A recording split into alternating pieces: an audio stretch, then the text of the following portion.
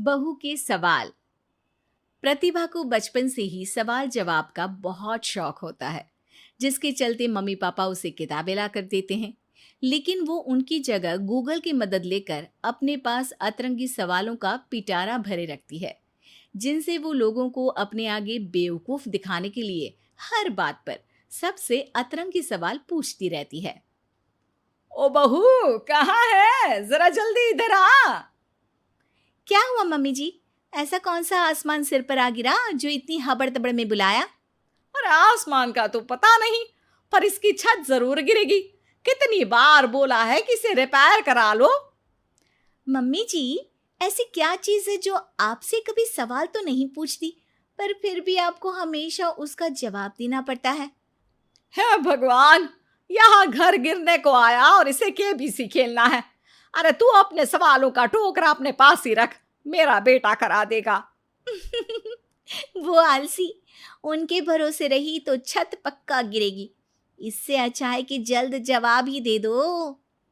प्रतिभा की बात सुन सास असमंजस में वहीं बैठ जाती है, जिसे देख प्रतिभा मुस्कुराते हुए वहां से चली जाती है। और मती मारी गई थी जो इस सवालों की दुकान को घर ले आई। क्या हुआ माँ, इतनी परेशान क्यों बैठी हो? अरे हाँ हाँ, आजा, सब तेरी वजह से तो हुआ है। पूरी दुनिया में तुझे कोई दूसरी लड़की नहीं मिली थी शादी करने के लिए, जो इस सवाल बवाल को मेरे सिर पर ला बिठा दिया। अब क्या सवाल पूछ लिया प्रतिभा ने? इस पर सास अभय को प्रतिभा का सवाल बताती है, जिसे सुनकर अभय जोर जोर से हंसने लगता है। अरे माँ, प्रतिभा के पास जाओ और बोलो उसका जवाब है मोबाइल फोन, जो हमसे कोई सवाल नहीं पूछता, लेकिन हमें हमेशा उसके बजने पर जवाब देना ही पड़ता है। ओ हाँ हाँ, चल अब दफा हो, आलसी कहीं का। इस पर अभय के वहां से जाते ही सास प्रतिभा के पास जाकर उसे जवाब दे देती है, जिसे सुन प्रतिभा हैरान रह जाती है, लेकिन अपनी बात के चलते छत की रिपेयरिंग का काम करा देती है। मेरे सवाल का जवाब इतनी जल्दी देना मम्मी जी के बस की तो बात है नहीं। कोई मुझे इतनी जल्दी हरा दे ये कभी नहीं हुआ, और ना ही मैं होने दूंगी। अब देखो। इसके बाद तो जैसे बात प्रतिभा के अभिमान की हो जाती है, जिसमें वो सास से बदला लेने का मौका ढूंढने में जुट जाती है।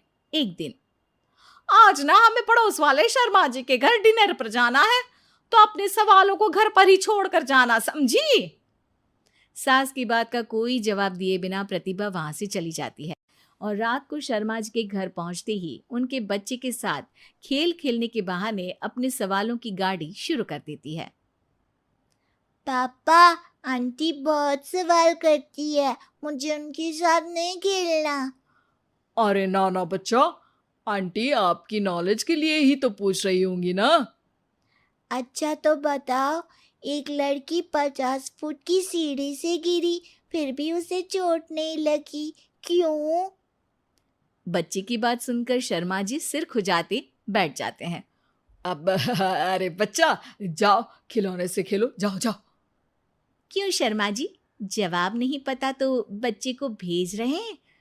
अरे आप सब भी क्या सवाल जवाब में लग गए, डिनर करते हैं ना। अब तो जवाब सुनकर ही खाना खाऊंगी। क्योंकि वो लड़की आखिरी सीढ़ी से गिरी थी, इसलिए चोट नहीं लगी। मिल गया जवाब, अब कोई बदतमीजी या सवाल नहीं। अच्छा, तो आज तक मम्मी जी को भी सारे जवाब आप ही बताते थे? क्यों, तुम्हारे अहंकार को ठेस पहुंची कि कोई तुमसे तेज कैसे हो सकता है? ओहो, इतना कॉन्फिडेंस! तो बताओ, एक साल में कितने सेकंड्स होते हैं?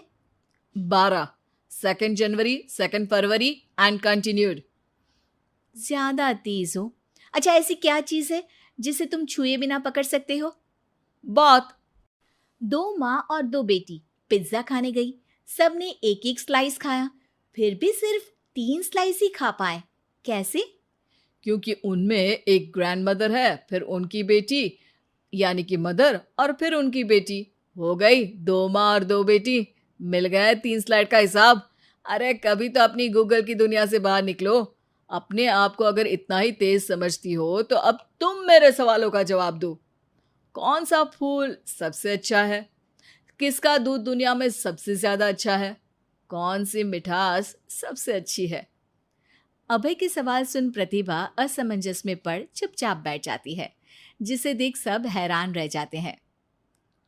प्रतिभा के पास सवाल का जवाब नहीं, ये चमत्कार कैसे हो गया? अरे कभी गूगल छोड़कर ढंग की किताबें पढ़ी होती तो पता होता। इसी तरह कुछ दिन बीत जाते हैं, जिसमें अभय का जवाब ना दे पाने की वजह से प्रतिभा सवाल पूछना बंद कर देती है, लेकिन साथ ही सुकून से रह भी नहीं पाती, जिसे देखकर एक शाम अभय प्रतिभा को कहता है, देखो, मेरा तुम्हें हर्ट करने का कोई मोटिव नहीं था। बस समझाना था कि अगर तुम्हारे पास कोई टैलेंट है तो उससे लोगों को नीचा दिखाने की जगह उन्हें सीखने में या मदद करने में इस्तेमाल करो। ज्ञान नहीं, जवाब दो। सबसे अच्छा फूल कॉटन का है, क्योंकि उससे हमें कपड़े पहनने को मिलते हैं। सबसे अच्छा दूध माँ का है, क्योंकि उसकी वजह से एक बच्चा स्वस्थ और तंदुरुस्त रहता है। और सबसे अच्छी मिठास तुम्हारी जुबान में होती है। अगर जुबान से अच्छा बोलोगे तभी तो लोगों से जुड़ पाओगे, उनके मन और जीवन में घर कर पाओगे। अभी भी ज्ञान ही दिया, लेकिन ऐसा जो मेरे पास नहीं था। सॉरी, मुझे कभी समझ में ही नहीं आया कि मैं कितना गलत कर रही हूँ, और ना ही किसी ने समझाया। पर अब वादा करती हूँ, गूगल से ज़्यादा किताबों में समय लगाऊंगी, और जो भी सीखूंगी उससे शो ऑफ नहीं करूंगी, लोगों की हेल्प करूंगी। माँ, ये राधिका है, तुम्हारी बहू। राधिका गांव में हॉस्पिटल में नर्स का काम करती है। बस हम दोनों में दोस्ती हो गई और हमने शादी कर ली। राधिका, माँ के पैर छू। अरे चल हट, नालायक। अरे मैंने क्या क्या सपने देखे थे कि तेरी शादी किसी अमीर घर में करूंगी और दहेज में लाखों रुपए लूंगी, और तू गांव की इस मामूली लड़की को मेरी बहू बनाकर ले आया। लेकिन बेटे की जिद के आगे सुनीता देवी मजबूर हो जाती है।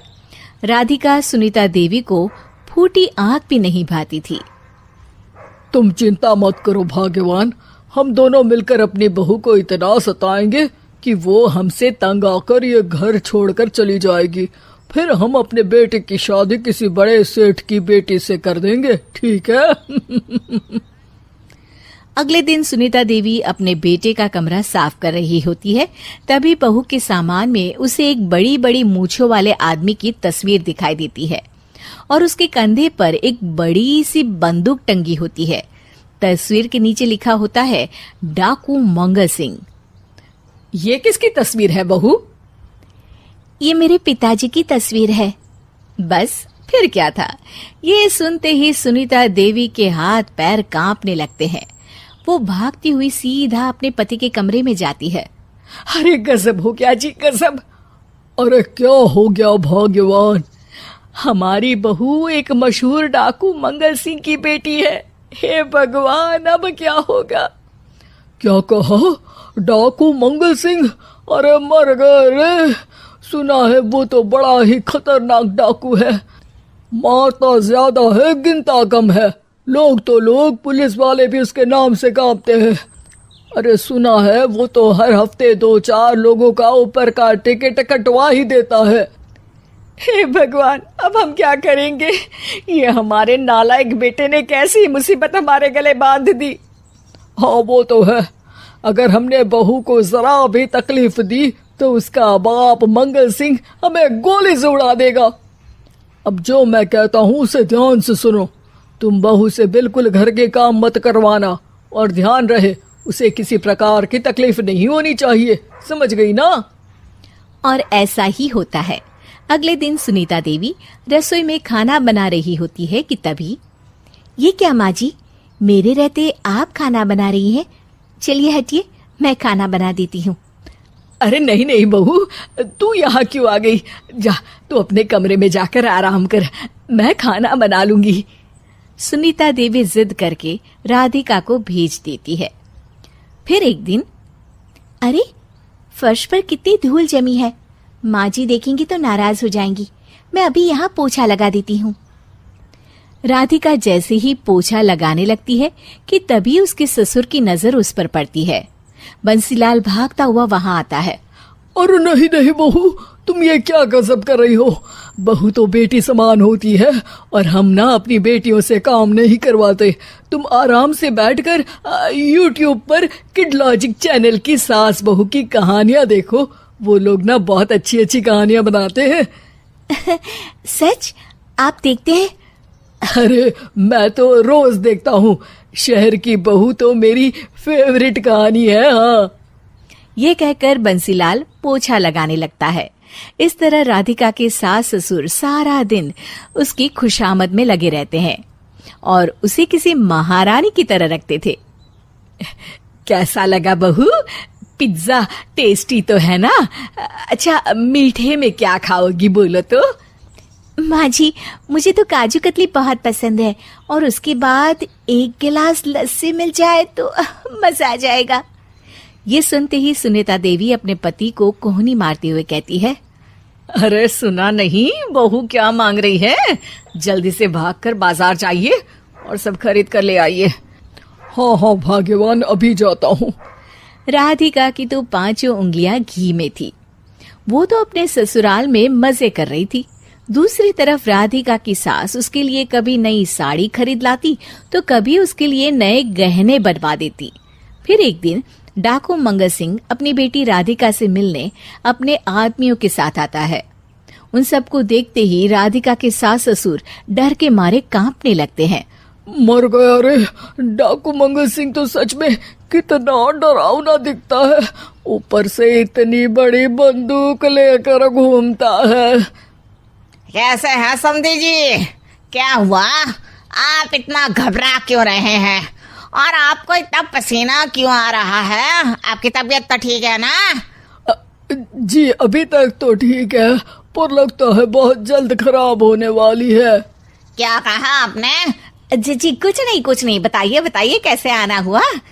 दरअसल आज आपके शहर में हमारी नाटंकी मंडली का प्रोग्राम है, तो इसी बहाने सोचा बेटी का ससुराल भी देखता चलूं। ये सुनते ही राधिका के सास ससुर हैरान हो जाते हैं। क्या कहा? आप नौटंकी में काम करते हैं? हाँ माँ जी, पिताजी डाकू की एक्टिंग बहुत अच्छी करते हैं।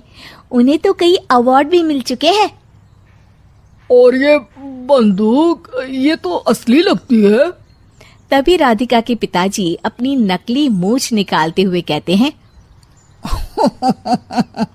इस मूंछ की तरह यह बंदूक भी नकली है। ये तो छर्रे वाली बंदूक है। इससे तो मैंने आज तक चिड़िया भी नहीं मारी। और खोदा पहाड़ निकला चूहा। इसका बाप तो मामूली नौटंकी वाला निकला और हम इससे डर कर बहू की नौकरों की तरह सेवा कर रहे थे।